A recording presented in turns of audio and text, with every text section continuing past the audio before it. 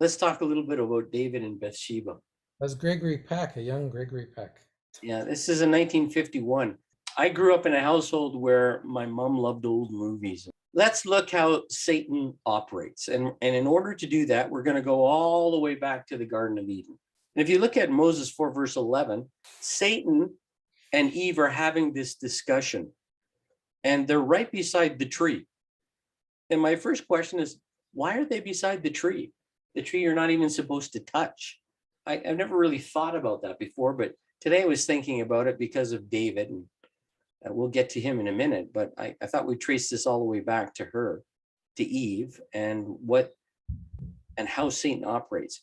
And then you see that the woman begins to see that this tree is good for food, and it becomes pleasant to her eyes. So the first thing Satan does is get her to look at something that she's not supposed to go near.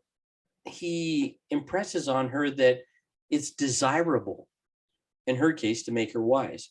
And then she touches the fruit, she takes the fruit, then she eats it. And then the next step is kind of interesting. She offers it to her husband. Now, let's look at David for a moment and see the similarities.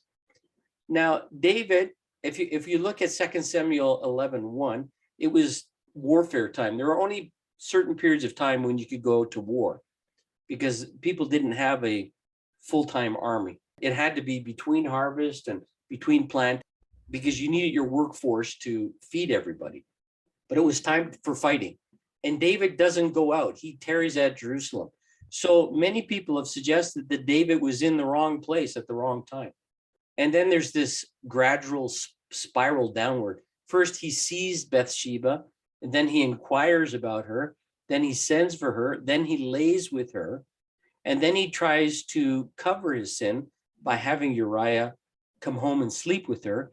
And that doesn't work because Uriah won't be tricked into that. And so this is more about pride. It's unlikely that Uriah doesn't know what's going on. Both men are kind of challenging each other, and Uriah is essentially calling out David's lack of honor. When I say that Uriah probably knows what's happening, it's because this was not kept secret. David sent people to go get Bathsheba. Bathsheba sends people to go tell David that she's pregnant. If you know anything about royal courts, everybody knows what's going on. And so likely Uriah understood what was going on. Now, this all leads to a certain point. I want you to look at this pattern that both David and Eve fall into, which is Satan. You know, they're in the wrong place. They see or hear something they shouldn't. They entertain it in their mind. They desire it. Then they have some sort of an action towards their desire. Then they commit the sin, and then they either hide it or share it. This is how Satan works. This is the same process. Nobody commits a sin from zero to sin. It's a process. And I hope you appreciate my little cartoon in the bottom here. My calculations indicate we're slowly being boiled alive. So I don't feel anything. And then the other guy says alarmist. And I just thought that was kind of cute. And so that's how Satan operates. He doesn't just plunge you into the boiling water because you jump out. He slowly ramps up the temperature. Any thoughts or ideas about this? Or Well, I think definitely one of the ways that Satan works, but I wonder about a false equivalency between David's sin and Eve's transgression. I'm not trying to equate. Oh, I see. Okay, I'm just showing a just the pattern. way that Satan was interacting with each of those individuals. Then, okay, Exactly. perfect. It's Yeah, a perfect. pattern that's developed since day one. This is how Satan operates. And so if you can see it, then if you ever get involved in it, hopefully you can say, oh, I remember talking about this. Because we see it in other places too. I mean, the way Satan seduced Cain into slaying Yeah. Abel, we see the same pattern there in lots of other places, but I can't think of them.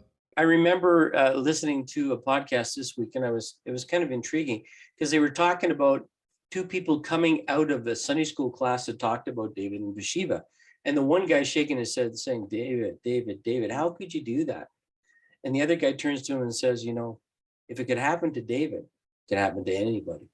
And that really made the first guy stop and think, wow, because David was a very spiritual, loving, kind, obedient person, and he fell into the trap. So if it can happen to David, it can happen to anybody. Okay, then I wanted to go on to explain something else, a little bit about Middle Eastern honor culture, because we're looking at this, of course, because we live in the West, through Western eyes. And we have to kind of flip a switch when we're reading the Bible, and to a certain extent, the Book of Mormon, and think of it from a Middle Eastern point of view. The honor culture of David and Uriah are on display in this whole story. It's clear to everyone, including David, that Uriah will not give David an honorable way out of this mess. It was customary for Mediterranean kings merely to take whatever they wanted. King Ahab wanted Naboth's vineyard, so he took it. You can recall that David himself refused to do this on another occasion. In this case, David takes the low road. He refuses to pay Uriah to divorce his wife. Instead, he arranges for Uriah to be killed. We know the story, but the narrator wants us to notice that more than Uriah died as a result of David's decision. Some of the men in the army also fell. We want you to see that the honor-shame aspect of David's culture determined his conduct. At every step, he did what was typical of a Mediterranean king at the time in a situation like this. And according to the honor-shame system of David's day, the matter was resolved. Everyone is satisfied except for the Lord. So David actually thinks he's done okay here. He's saved the honor of himself. The death of her husband is just merely a byproduct. Uriah wouldn't conform to the normal activities of the day. He should have gone home, according to David's thinking, and according to people of this time, to save David's honor. Because David was the king and he can have whatever he wants. Like David's thinking he's okay until the Lord says no. And the thing displeased the Lord. And although David had acted appropriately according to the broader cultural standards of his day, God held him to a higher moral standard. And so then he uses the honor-shame system to rein David back in. Until Nathan tells him the story about the sheep, he doesn't think he's done anything wrong, because according to the traditional standards of the culture of his day, he was within his rights. And I think that that's completely goes over our head as a Western culture. We don't see that at all. But that's a part of his fall, right? I mean, David, he just became worldly there for a time. It's like he forgot his covenants and he decided to be like a worldly king, like all the other worldly kings, and do what worldly kings did. And Yeah, that's right. And Uriah wasn't playing ball. Uriah should have gone home. And Uriah knew it, and he was intent in calling David out for a number of reasons. David didn't go and be the king he should have been. He left somebody else in charge. He should have been out on the battlefield. And everybody else is out there except for David. And so he just doesn't want to play ball. And so when David ultimately, after giving him several outs, says, okay, well, we'll fix it this way, and he has him killed. When we think of it that way, it's like, what? How can that be? But that was the moral standard of the day. All right, let's talk about hair, because that's really important to me. The result of his adultery and then the murder and everything else that happens there, not only the murder of Uriah, but of several other people because of him trying to hide his sin, Nathan promises a bunch of stuff, which all comes true. His whole family, in essence, begins to fall apart. And so Absalom was one of these. His son, he was the best looking guy in all Israel with some serious hair. He let it grow all year and then cut it and then weigh it at the end of the year. And so basically I've included all the math there because I'm a math person. But his hair grew to about 5 pounds by the end of the year, and then he cut it. That's a lot of hair, 5 pounds of hair. Why do you think that's included in the story? Well, it kind of paints a picture of Absalom. What do we learn from his hair? Well, he's stuck up on his hair. Yeah. Cares enough to weigh it every year. Well, let's talk about Absalom for a minute. What other things do you know about him? What other stories happen in his life? Was he the son that wanted to go after David? And He causes the civil war. right, because he wanted to be king, something along that line. He gets estranged from David for 5 years. Do you know why he's estranged from David? Didn't he go after one of the wives? Well, it gets even worse than that. Absalom's half brother, David's one of his other son, rapes his full sister, Absalom's full sister. And then Absalom waits 2 years and then kills him. He sets up this whole elaborate scheme, and then they kill him, and then he's exiled, and then they reconcile. And then Absalom tries to take over the kingdom. So you're starting to get a picture of what Absalom is like. He's very proud. He's very deep feeling, and he's very ambitious. Now, there is a civil war that happens between David and Absalom. Absalom, behind David's back, goes through and starts courting all the other powers that are in the kingdom. He basically gets 10 or 11 of the tribes to side with him. A bunch of his advisors, a bunch of his generals, they all begin to side with Absalom. Absalom is selling him the story that David's old. You need somebody young to take over the kingdom. And so he actually gets one of David's most advanced counselors to join with him. And his name is Ahithophel in verse 21. And he's taking advice from him, and he takes over Jerusalem. David has to flee. He runs away because he's afraid for his life. And this advisor says, go in unto thy father's concubines, because when David left, he left 10 of his concubines at the castle to take care of everything. All Israel shall hear that thou art abhorred of thy father, and then shall the hands of all that are with thee be strong. They spread Absalom's tent upon the top of the house, and Absalom went in unto his father's concubines in the sight of all Israel. Why would he do that? So here's the lead advisor saying, what you need to do is set your tent up on top of the castle, take all of his wives that are left, 10 of them. He's marking his territory. That's exactly right. Because in the old world, when you took over the kingdom, you inherited the harem. The king's been disposed, you get all that was his. And so he's actually also fulfilling a prophecy that was made when David fell. It was prophesied that this would happen. Anybody know this story? Absalom has really long hair, as we've already discussed. This painting is not very accurate because he was actually riding a donkey. But as he goes under a tree, his hair gets caught in the limbs and he's kind of strung up there. And this is the middle of the Civil War. And so then David has issued instructions that he be captured, but instead he's killed while he's hanging in the tree. And that's the end of Absalom. So I want to talk a little bit about strengths or weaknesses. Like the fabled Achilles, who is immune to every lethal blow except to his heel, many of us have a special weakness that can be exploited to our spiritual downfall.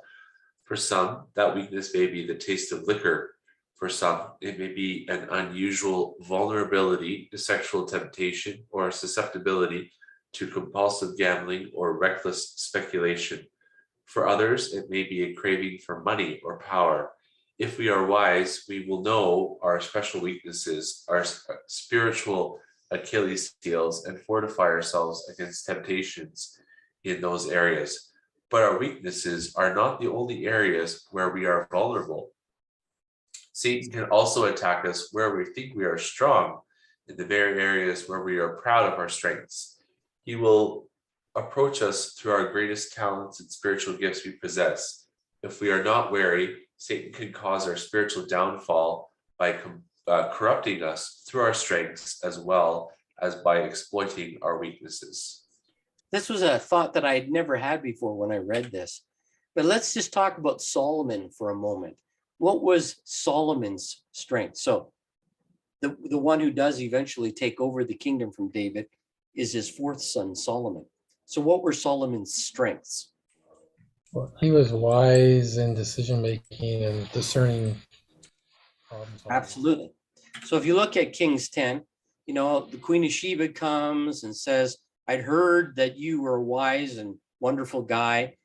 And verse 7 is interesting. Howbeit I believed not the words until I came and my eyes had seen it. And behold, the half was not told me. Thy wisdom and prosperity exceed the fame which I heard. So she heard all these things that were seemingly fantastic. She didn't believe it. And then when she gets there, she says, it wasn't half of what I was told. And I didn't believe that you truly are magnificent. Now, if you're Solomon and you're hearing how magnificent you are, he becomes this hugely famous person for his wisdom. And everybody wants to be part of this story. They want to be on Solomon's team. And so then we read in Kings 3:1 some interesting things. He makes a deal with Pharaoh, king of Egypt. Why is having a treaty with the Pharaoh important to him? Egypt is such a political power and often has control of the area. So I'm sure for political reasons, it would be very beneficial. Absolutely right. And they sealed the deal by Solomon marrying one of Pharaoh's daughters. For Pharaoh, it's good because he's associating with Solomon, who's got lots of street cred. He's very famous, he's very wise, he's rich. And fighting against Israel would not be a good deal. So this is really a good deal for both parties. It's kind of a win-win, right? And so he makes use of this fame, Solomon does, and his wisdom to make many, many treaties. And then he's kind of stabilizes this whole area.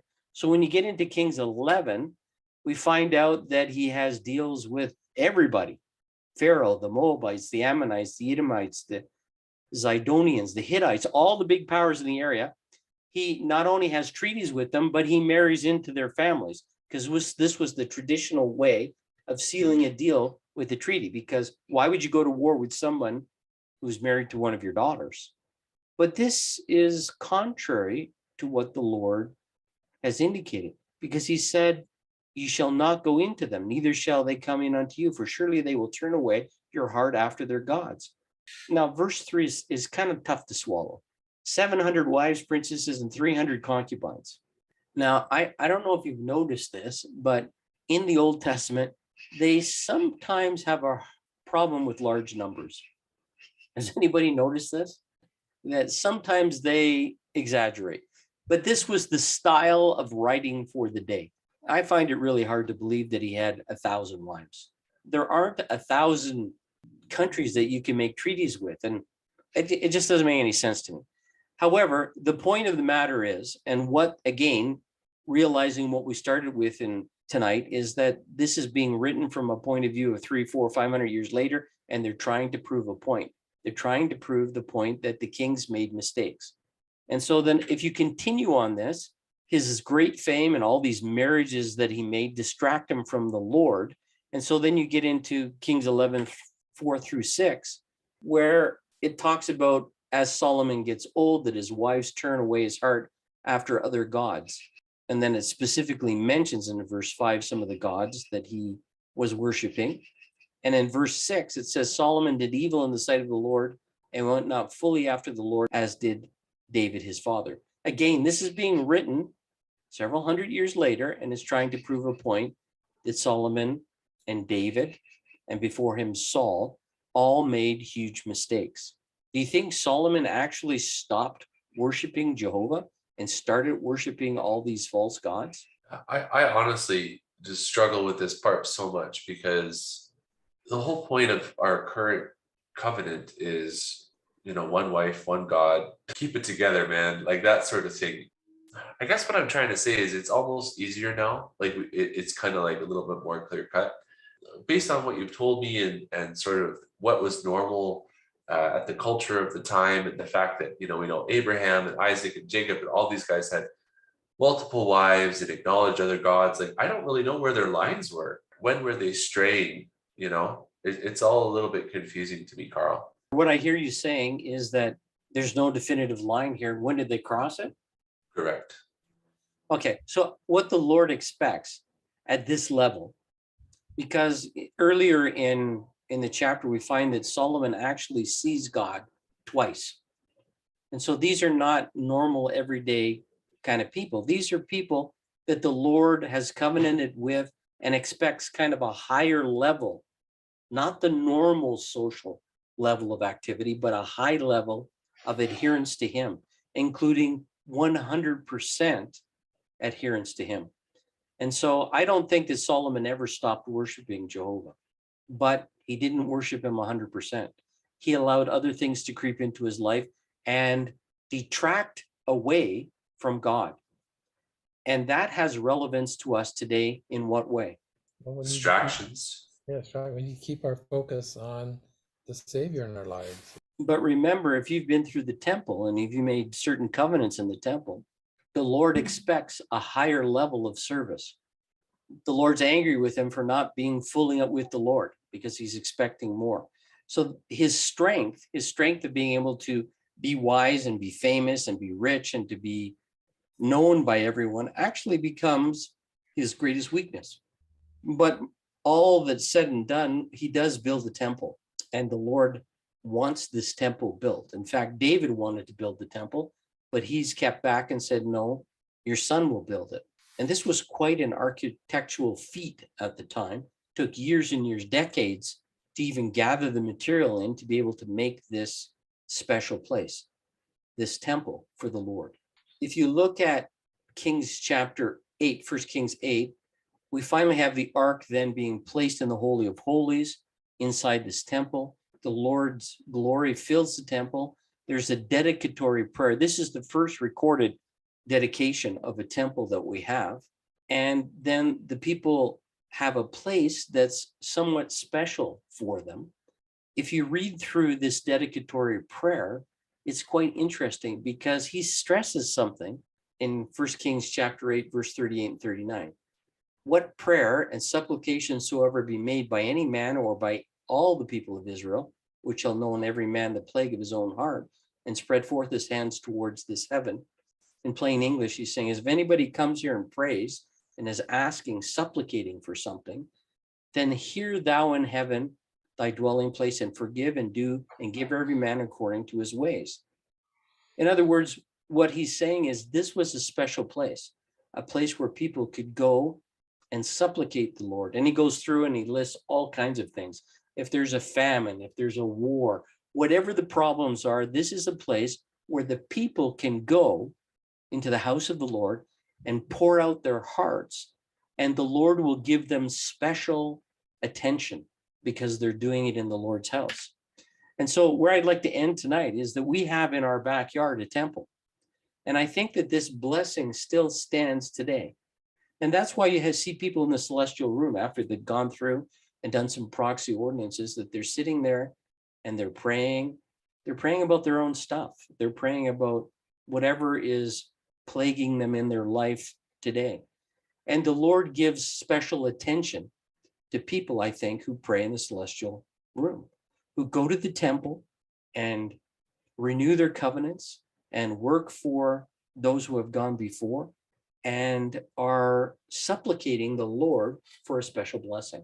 And the Lord, I think, listens a little bit more intently when you're in the temple pouring out your heart. And I just appreciate that we have in our backyard a temple, and that the church is building temples at an unprecedented rate, because people today need this special sacred space where they can go and pour out their hearts to the Lord and tell him their problems and ask for help.